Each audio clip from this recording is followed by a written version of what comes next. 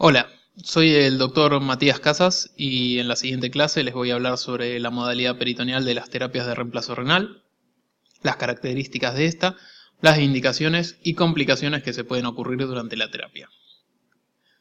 A modo introductorio y general, podemos decir que dentro del término diálisis peritoneal se engloban aquellas técnicas que utilizan a la membrana peritoneal como membrana dialítica.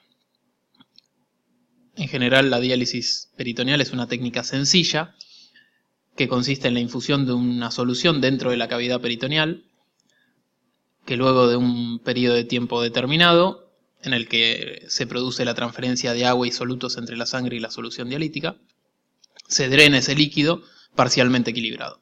La repetición de este proceso permite remover exceso de líquido y aclarar los productos de desecho y toxinas acumulados en el organismo. Actualmente las soluciones de diálisis peritoneal utilizan a la glucosa como principal agente osmótico, es decir, para la remoción de líquido. Sin embargo, con el tiempo se han desarrollado nuevas soluciones que utilizan por un lado icodextrina, que es un polímero de glucosa, por otro lado soluciones de aminoácidos, dos soluciones que tienen algunos beneficios por sobre la glucosa que más adelante veremos. Las principales modalidades que se realizan hoy por hoy son la diálisis peritoneal continua ambulatoria, que consiste en intercambios manuales, y la diálisis peritoneal automatizada, que consiste en intercambios nocturnos realizados por una máquina cicladora. Para comprender un poco la pobre penetración que tiene la diálisis peritoneal a nivel mundial, vamos a hablar un poco de epidemiología. En el mundo 272.000 personas aproximadamente realizan DP. Esto es tan solo el 11% de la población total en diálisis. Sin embargo, tiene una tasa de crecimiento anual del 8% que es mayor que la que presenta actualmente hemodiálisis. Como podemos ver en el gráfico de América Latina, la utilización igualmente difiere drásticamente entre los distintos países y regiones, ¿sí? Esto se debe principalmente a que ciertos países o regiones han aplicado políticas de salud estatales que incentivan el uso de diálisis peritoneal como primera opción dialítica. A nivel mundial, Hong Kong es la ciudad con más alto porcentaje de pacientes en DP, con un 73% de los pacientes realizando esta técnica. Esto es justamente gracias a las políticas de diálisis peritoneal primero, se llama la política. Y en América Latina la tendencia es al aumento de la utilización de la técnica, ¿sí? Entre 2008 y 2014 hubo un incremento del 14% de los pacientes. Los países con más prevalencia de pacientes en DP son México, Guatemala, El Salvador y Colombia. Continuando con la epidemiología argentina, vemos que la situación no difiere mucho de la del resto del mundo, donde el 94% de los pacientes para el año 2016 correspondían a la modalidad de hemodiálisis y tan solo un 6% a la modalidad peritoneal. Sin embargo, la DP sí presentó un aumento significativo en los últimos 10 años, pasando del 3,8% al 6,1% del total. Neuquén, La Pampa y Capital Federal son los distritos con mayor porcentaje de pacientes tratados en DP, con más del 14%. Vemos que, por tanto, que la DP tiene una tasa de prevalencia a nivel país del 6%, que equivale a 1.773 pacientes de un total de 28.960. También podemos observar un aumento en la tasa de incidencia a lo largo de los años. Como podemos ver en el gráfico de prevalencia por edad, los primeros 10 años de vida la DP es más frecuente y esto disminuye a medida que pasan los quinquenios. Esta diferencia radica principalmente en la dificultad de conseguir accesos vasculares en los pacientes pediátricos. Respecto a la prevalencia por provincia, vemos, como decíamos antes, que Neuquén, La Pampa y Capital Federal son las tres provincias con más pacientes en DP y una dispersión importante con el resto de las provincias. En el otro extremo del gráfico podemos ver provincias como La Rioja, Santa Cruz y Catamarca, donde prácticamente no se practica la ADP. En estas provincias la hemodiálisis tiene un porcentaje de pacientes cercano al 100%. En la mayoría de los países del mundo la ADP no supera el 20%. Es una técnica que sigue siendo minoritaria en casi todo el mundo, excepto excepciones como vimos anteriormente, como Hong Kong, México o Colombia. Pasando ahora a recordar un poco la anatomía peritoneal, podemos decir que el peritoneo es una membrana que recubre los órganos abdominales y se encuentra formado principalmente por tejido conectivo, con una superficie estimada entre 1,70 m y 2,08 metros cuadrados, con una proporción área-peso corporal del 0,28. En los niños esta proporción puede ser mayor, llegando a ser del 0,5. El mesenterio es la parte del peritoneo que brinda casi la mitad de la superficie, y desde el punto de vista funcional, la superficie en contacto con las soluciones de diálisis es sustancialmente menor, de ahí deriva el concepto de área peritoneal efectiva, que sería aproximadamente 1/3 del total, según algunos estudios. Los elementos esenciales del peritoneo son el mesenterio y su membrana basal, el intersticio y los capilares que se encuentran en él, todos estos importantes determinantes de la capacidad dialítica de la membrana. Respecto a la microanatomía del peritoneo, el mesotelio, que consiste en una monocapa de células poligonales que descansan sobre la membrana basal, y su función es la conservación de la hemostasis peritoneal a través de la producción de líquido lubricante, el transporte de solutos y fluidos y la reparación tisular. Presentan microvellosidades que aumentan la superficie de contacto con el líquido peritoneal, y el transporte celular, muy importante para el proceso de diálisis, ya que permite el pasaje de moléculas de un lado al otro de la membrana, que puede ser vía endocitosis, transcitosis o pinocitosis. Otro componente importante de estas células son las acuoporinas, que permiten el pasaje selectivo de agua a una velocidad mayor que la difusión pasiva. Continuando, el intersticio, que de acuerdo a la región donde se mida, su espesor varía entre 1 o 2 micrómetros a mayor a 30, y se encuentra formado principalmente por fibroblastos y fibras colágenas. También presentan polisacáridos que forman junto a las fibras colágenas una estructura rica en cargas negativas que obstaculizan el transporte de macromoléculas y proteínas de la misma carga. Por otra parte, la restricción del pasaje de estas moléculas no se encuentra solo afectado por su carga, sino también por su peso con textura y longitud a recorrer. Los capilares peritoneales, por otra parte, son en su gran mayoría de tipo continuo. Solo el 2% de estos presentan epitelio fenestrado. La densidad de vascularización del peritoneo varía en cada segmento, siendo el mesenterio la porción más vascularizada. El endotelio presenta glucocálix, que, al igual que los glucosaminoglicanos y las glicoproteínas del intersticio, presentan carga negativa, y al igual que también repelen las proteínas y macromoléculas con carga negativa. Recordando un poco los principios físicos que entran en juego durante el intercambio peritoneal, tenemos a la difusión, que es el pasaje de solutos desde una solución a otra por gradiente de concentración. En el caso de la ADP podemos poner como ejemplo el potasio, que se encuentra elevado en plasma, y las soluciones de diálisis no contienen potasio, por lo tanto cuando entran en contacto a través de la membrana peritoneal, el potasio pasará del plasma al espacio peritoneal, equilibrándose al final del intercambio. Algunos otros elementos pasan por convección al espacio peritoneal. La convección es el arrastre pasivo del soluto por el solvente, es decir, el agua. Y por último tenemos el último mecanismo, que es la ósmosis, que es el pasaje de agua a través de una membrana semipermeable desde una solución menos concentrada a otra más concentrada. En la diálisis peritoneal, el elemento o el agente osmótico que se utiliza comúnmente es la glucosa.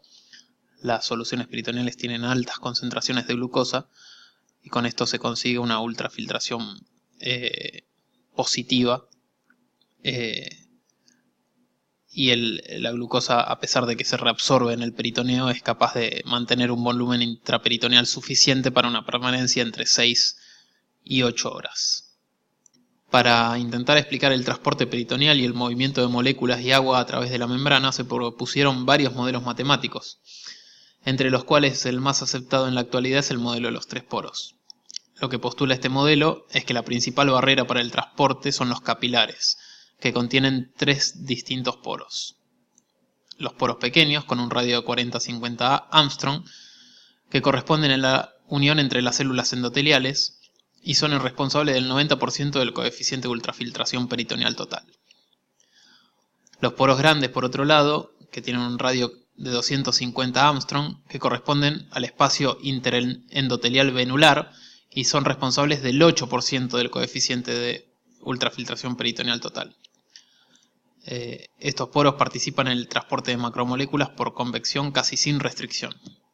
Y finalmente los ultraporos, que corresponden a canales específicos de transporte de agua, que son las acuoporinas, y aportan solo el 2% del coeficiente de ultrafiltración peritoneal total. El conocimiento de las características del transporte de solutos y agua a través de la membrana peritoneal es importante para la prescripción de la diálisis peritoneal. El test de equilibrio peritoneal, o PET, es una prueba que se realiza rutinariamente en las unidades de DP y permite una evaluación semi-cuantitativa de la capacidad de transporte peritoneal, considerando tanto el transporte de solutos como la capacidad de ultrafiltración.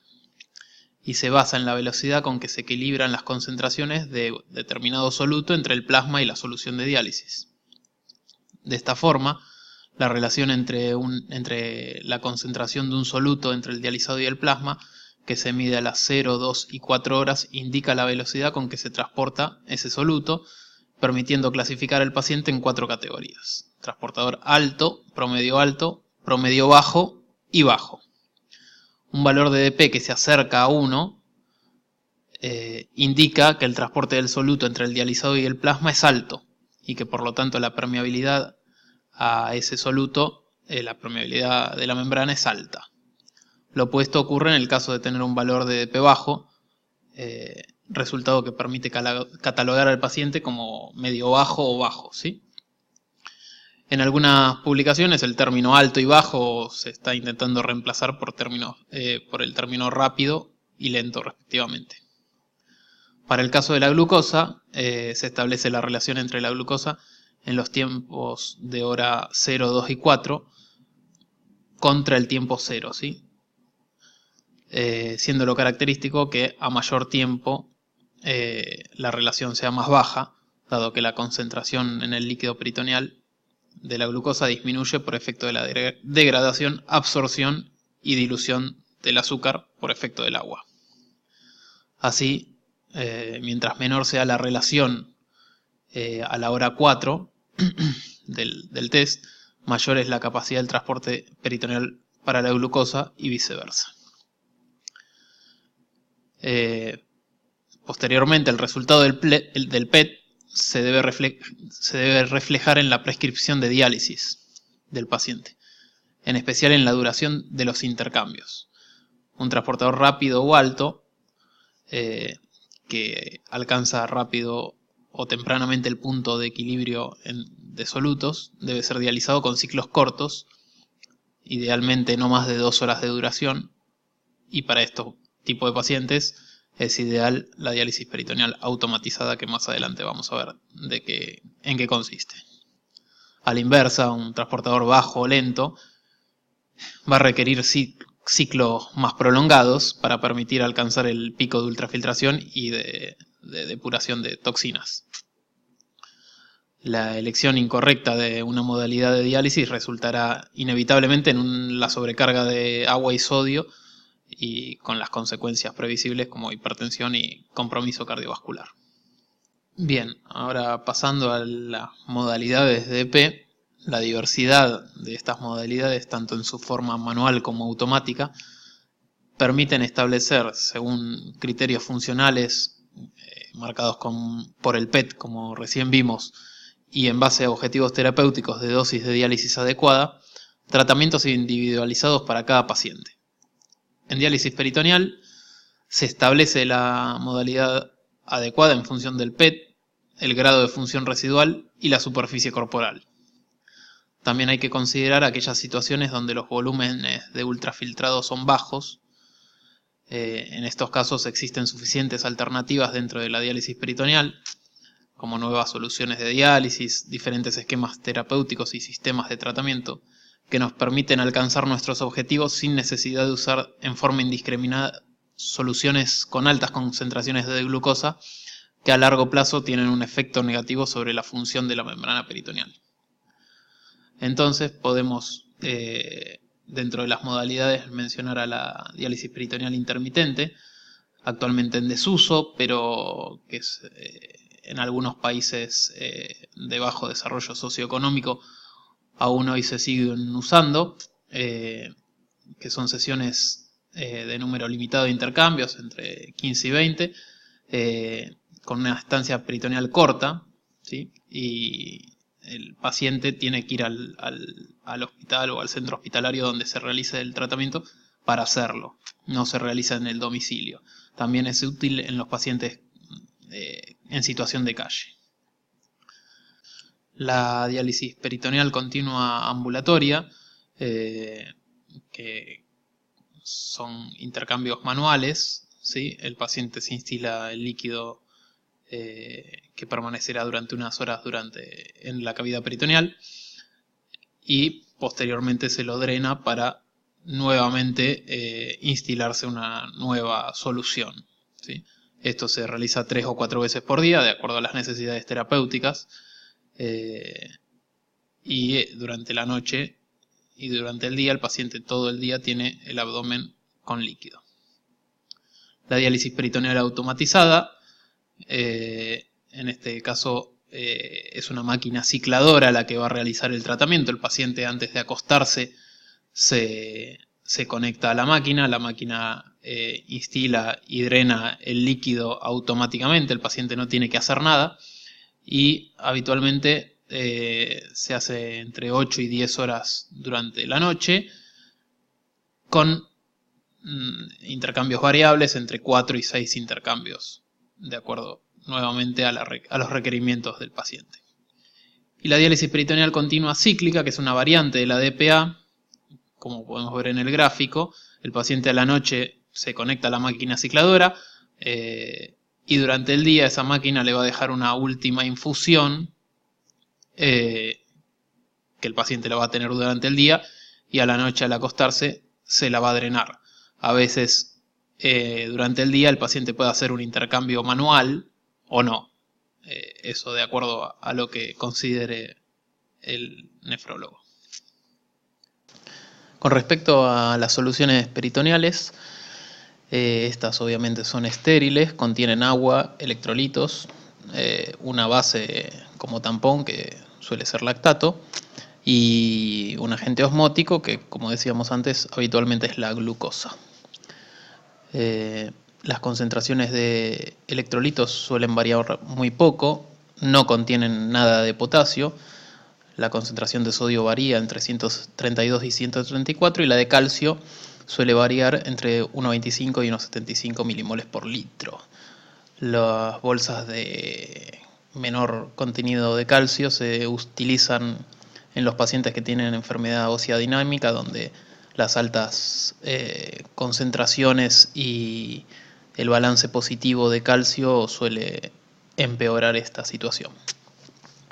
Respecto a la base, como decíamos, el lactato es el más habitual, aunque actualmente existen algunas soluciones con mezcla de lactato y bicarbonato que tienen un pH más elevado, lo cual las hace más biocompatibles y con menores efectos adversos.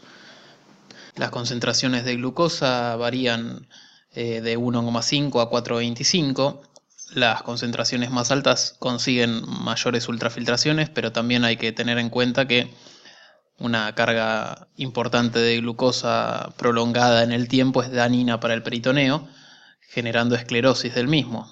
Esto lleva con el tiempo al agotamiento de la técnica peritoneal, por lo que siempre a la hora de hacer la prescripción uno debe tratar de utilizar la menor cantidad de carga de glucosa posible. Para conseguir esto justamente se crearon las nuevas soluciones, entre ellas la icodextrina, que es un polímero de glucosa. Al ser un polímero de glucosa se reabsorbe bastante menos, permite intercambios largos de hasta 16 horas manteniendo el poder osmótico. Es muy útil en los transportadores altos. Las soluciones de aminoácidos que aún no se encuentran disponibles en el país son útiles también para disminuir la carga o la exposición a la glucosa. El poder equivalente de ultrafiltrado es como una solución glucosada al 1.5 y son útiles para reemplazar los 5 a 8 gramos diarios de proteínas que se pierden durante el intercambio dialítico. Estos aminoácidos en el peritoneo se reabsorben y hacen balance positivo nitrogenado. Bien, en el gráfico podemos observar lo que se denomina como modelo integrado del tratamiento sustitutivo renal, y este plantea que para el tratamiento de la enfermedad renal crónica se dispone de 3 opciones. Por un lado el trasplante renal, la diálisis peritoneal y la hemodiálisis por el otro. Estas opciones no son competitivas, sino que son complementarias, y como técnicas dialíticas, entre la hemodiálisis y la diálisis peritoneal no hay grandes diferencias en cuanto a la supervivencia, aunque hay algunos estudios que demuestran una mayor sobrevida al inicio de la diálisis en los pacientes que inician por diálisis peritoneal, sobre todo los primeros 2 años, igualándose después las tasas de mortalidad luego de esos 2 años. Por otro lado, se admite que en la diálisis peritoneal la función renal residual se conserva mejor, y al analizar los resultados en el trasplante renal, según sea la procedencia del paciente de DP o de hemodiálisis, son globalmente similares. Por estas razones se propone que, salvo contraindicaciones o negativa expresa del paciente, lo ideal es que el paciente comience el tratamiento dialítico por DP para después posteriormente trasplantarse o pasar a hemodiálisis cuando así lo requiera.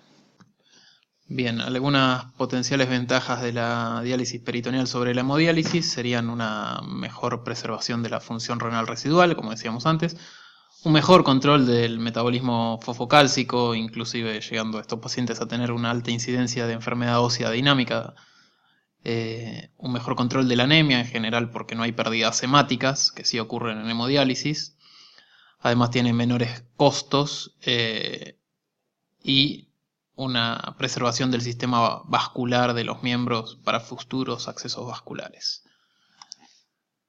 Las indicaciones preferentes para el inicio de diálisis peritoneal, si bien dijimos que idealmente todo paciente que inicie el tratamiento sustitutivo renal debería iniciar por DP, hay ciertas indicaciones preferenciales. Por un lado los pacientes pediátricos, como veíamos en la epidemiología, el deseo de independencia o una vida laboral activa, los pacientes que viven muy alejados del centro de diálisis para que no tengan que trasladarse distancias importantes 3 veces por semana, una dificultad para realizar un acceso venoso, y aquellos pacientes con hipotensión crónica o inestabilidad o mucha labilidad hemodinámica, que generalmente esos pacientes no suelen tener buenas experiencias en hemodiálisis.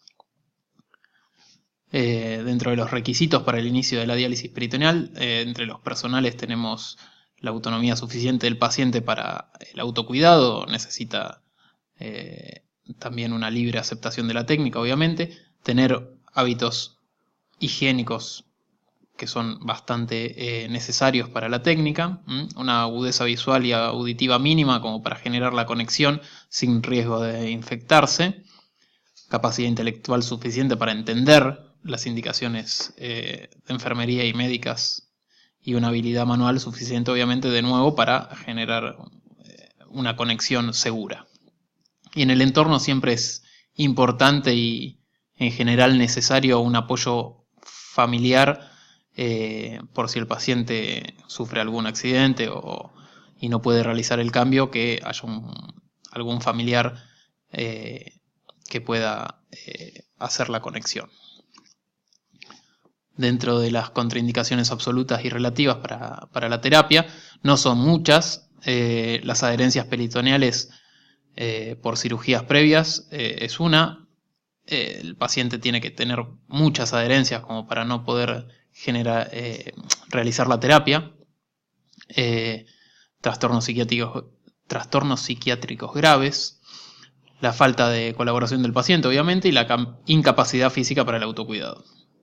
Dentro de las relativas, el EPOC, la enfermedad inflamatoria intestinal activa, ¿sí? El EPOC, por una parte, porque el aumento de la presión intraabdominal genera disminución de la capacidad pulmonar del paciente y esto puede generarle molestias o inclusive llegar a la hipoxia. La enfermedad inflamatoria intestinal activa, obviamente que corre el riesgo el paciente de sufrir peritonitis a repetición. La obesidad mórbida es una contraindicación relativa. En general es difícil obtener un buen acceso peritoneal en estos pacientes. Lo que se suele hacer en estos pacientes es la salida del catéter peritoneal supraesternal para evitar las infecciones del orificio de salida. Las hernias son pasibles de corrección. Las ostomías lo mismo, se realiza una salida supraesternal para evitar la infección del orificio, ¿sí? Muy bien. Como mencionábamos anteriormente, una de las ventajas de la diálisis peritoneal es el mantenimiento de la función renal residual. Esto es importante no solo para la adecuación de la técnica, sino también sobre los efectos que tiene para la supervivencia del paciente.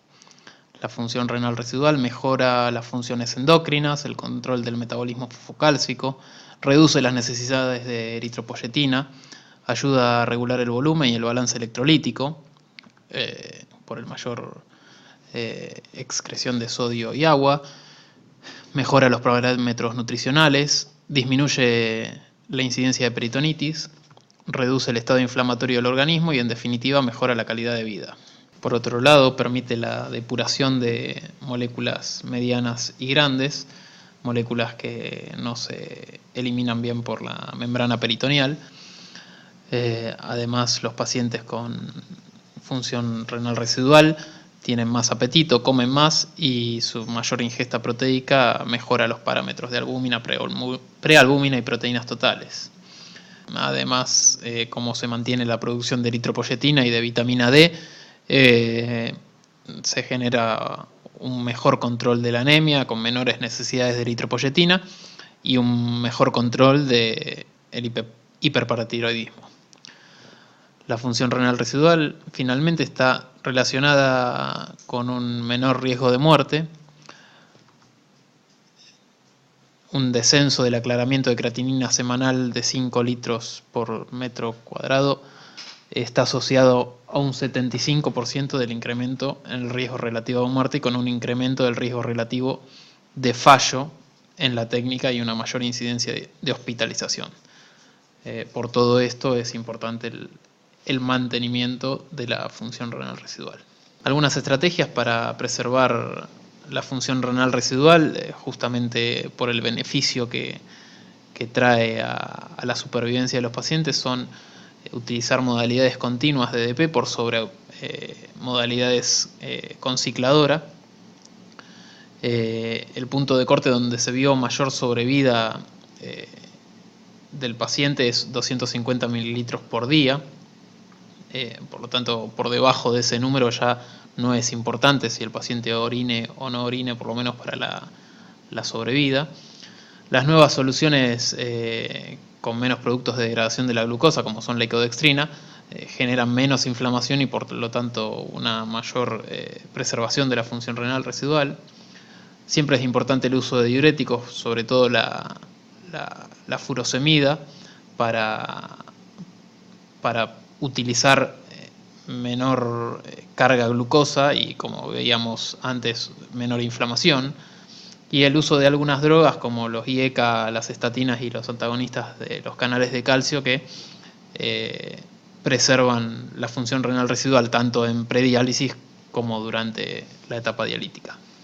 Bien, respecto al catéter peritoneal, el correcto funcionamiento de este contribuye al éxito de la técnica dialítica, así como en hemodiálisis es importante tener un buen acceso vascular, en peritoneal es importante tener un buen catéter peritoneal.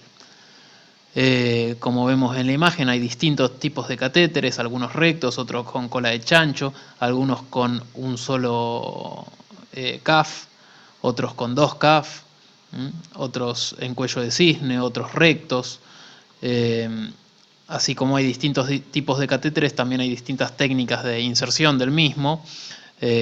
Algunas son quirúrgicas, otras percutáneas. Puede ser la implantación del catéter a ciegas hasta la inserción laparoscópica. Pero independientemente de la técnica utilizada, hay una serie de normas bien establecidas para mejorar los resultados, como son la antibiótico-terapia preoperatoria. En general se prefieren los catéteres con doble CAF y con salida caudal del catéter, que permiten obtener mejores resultados tanto en la mecánica como en la incidencia de infecciones. Para la operación preoperatoria del paciente se administra laxante suave la noche anterior, se indica ayuno de al menos 8 horas, limpieza corporal con bactericida. También es importante hacer un hisopado nasal para ver que si el paciente es portador de Staphylococcus aureus. En tal caso, si es positivo, se indica mupirocina intranasal. La antibiótico-terapia preoperatoria se puede hacer con vancomicina 1 gramo momentos antes de la cirugía, asociado a un aminoglucósido, o también pueden usarse cefalosporinas. Una vez colocado el catéter, la localización correcta sería en el fondo de saco de Douglas. Y si el paciente no tuvo ascitis o embarazos previos, en los primeros días el catéter necesita hacer cavidad para tener un buen funcionamiento. Para evitar la obstrucción del catéter por fibrina es importante hacer lavados al menos una vez por semana en el posoperatorio. Y a partir del día 15 se puede iniciar la ADP con bajos volúmenes, aunque idealmente debe ser al mes de colocado el catéter para evitar fugas de líquido pericatéter. En lo que a complicaciones no infecciosas respecta, muchas de las complicaciones suelen ser mecánicas y secundarias al aumento de la presión intraabdominal que se genera con la infusión de líquido peritoneal. Hay diversas situaciones fisiológicas de la vida cotidiana que incrementan la presión intraabdominal. En los pacientes en diálisis peritoneal, los cambios de posición son importantes, con valores más elevados de presión intraabdominal durante la posición erecta y sentada que en la posición supina. Obviamente que a mayor volumen de líquido, mayor es la presión intraabdominal, y las hernias, la aparición de hernias son un factor secundario importante en este aumento de la presión. La frecuencia de aparición de hernias varía entre el 2 y el 30% aproximadamente. Algunos factores asociados además de la presión intraabdominal son la edad, el género femenino, los pacientes ancianos, las multíparas, la obesidad y la fuga de líquido peritoneal por el túnel de catéter. También la reparación de hernias previas y todo aquello que aumente la presión intraabdominal, como son los pacientes con poliquistosis con riñones muy grandes o pacientes con tos recurrente y frecuente. Pueden aparecer tanto a nivel inguinal, umbilical, en cualquier sitio anatómico, epigástrico, también puede ser pericatéter. Más raramente pueden ocurrir hernias diafragmáticas o por el orificio del obturador. El diagnóstico es básicamente clínico y por imagen, y el tratamiento es quirúrgico con una malla. Por otro lado, otra complicación que ocurre por el aumento de la PIA son las fugas, que corresponden a la salida de líquido peritoneal, generalmente pericatéter, a nivel del sitio de implantación, y si es pericatéter se manifiesta por edema subcutáneo, y si es por persistencia del conducto peritoneo vaginal hacia la bolsa escrotal, bueno, se va a manifestar como edema escrotal. Se suele asociar a disminución del volumen drenado, y el tratamiento es la indicación de reposo peritoneal durante un mes, y si no mejora luego de eso está indicada la reparación quirúrgica.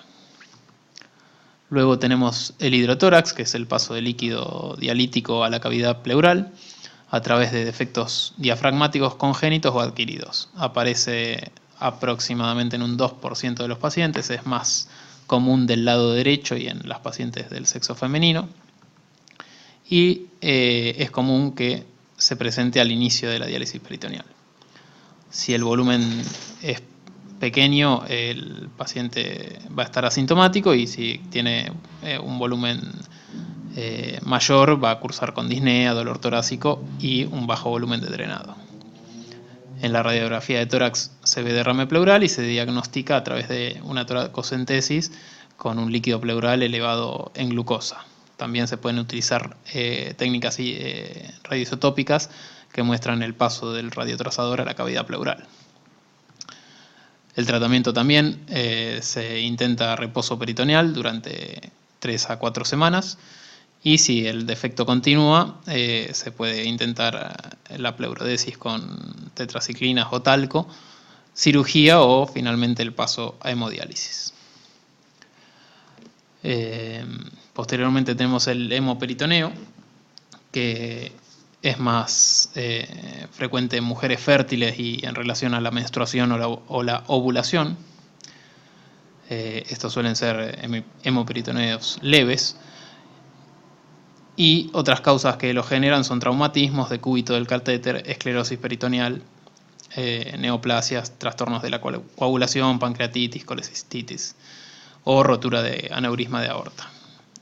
Si es leve, digamos con un hematocrito en líquido menor al 2%, el tratamiento es conservador con intercambios con líquidos a temperatura ambiente y heparina, que no se absorbe por vía peritoneal y se utiliza para evitar la formación de coágulos y el taponaje del catéter. En caso de ser severo, hay que realizar un diagnóstico etiológico quirúrgico. Luego tenemos el quiloperitoneo, que es una complicación rara y es la aparición de líquido turbio de aspecto lechoso y sin células, que se debe a la presencia de kilomicrones. No es una peritonitis. Habitualmente, si es precoz y transitorio, es por el traumatismo de linfáticos durante la implantación de catéter, y si es persistente suele deberse a obstrucción linfática, ya sea por adherencias o algún proceso tumoral. El diagnóstico se realiza con electroforesis de lipoproteínas en el líquido pleural, peritoneal, perdón. Y otras complicaciones un poco menos comunes, pero más comunes pero menos severas, son el dolor lumbar, que se debe a un cambio en el centro de gravedad generado por la presencia de líquido peritoneal, y el reflujo gastroesofágico por aumento de la presión intraabdominal. También puede haber dolor abdominal ocasionado por la distensión abdominal, sobre todo al principio de la terapia, a veces con la infusión de líquidos muy fríos, o durante el drenaje con cicladora también se produce dolor abdominal. Pasando a las complicaciones infecciosas, tenemos en primer lugar la infección del orificio de salida, que es la infección de la parte más externa del túnel subcutáneo junto a la piel que la rodea, siendo una complicación bastante frecuente. Los signos de infección son enrojecimiento, formación de costras, supuración y signos de inflamación. Para su valoración se cuenta con la clasificación de Twardowski, que los divide en perfecto, buen estado, equívoco, inflamación crónica e inflamación aguda, ¿sí? O traumático. Los gérmenes que más frecuentemente se rescatan son el Staphylococcus epidermidis, que es un germen que responde bien al tratamiento local, y el Staphylococcus aureus, que suele provocar infecciones más persistentes.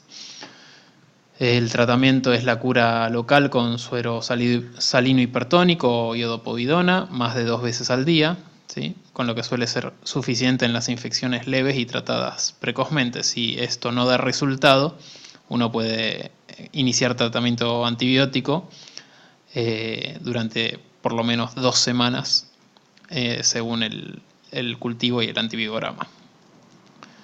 Si la infección se hace persistente, estaría indicada la limpieza quirúrgica del CAF externo y de la zona inflamada, ya que existe riesgo evidente de que la infección se extienda a lo largo del túnel subcutáneo. La limpieza del sitio de salida diaria es esencial para la prevención de este tipo de infección y se pueden utilizar distintos tipos de soluciones. No existe una superioridad demostrada de una sobre la otra. Las más utilizadas son agua y jabón, iodopovidona, clorhexidina alcohólica.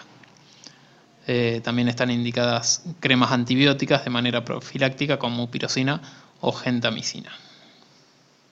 Luego tenemos a la tunelitis, que es la infección del túnel subcutáneo del catéter. Se manifiesta por dolor, enrojecimiento e inflamación de la piel que recubre el catéter. Puede manifestarse solo o acompañado de una infección del sitio de salida. También pueden los pacientes referir fiebre. Los agentes etiológicos en general son los mismos que mencionamos para la infección del sitio de salida.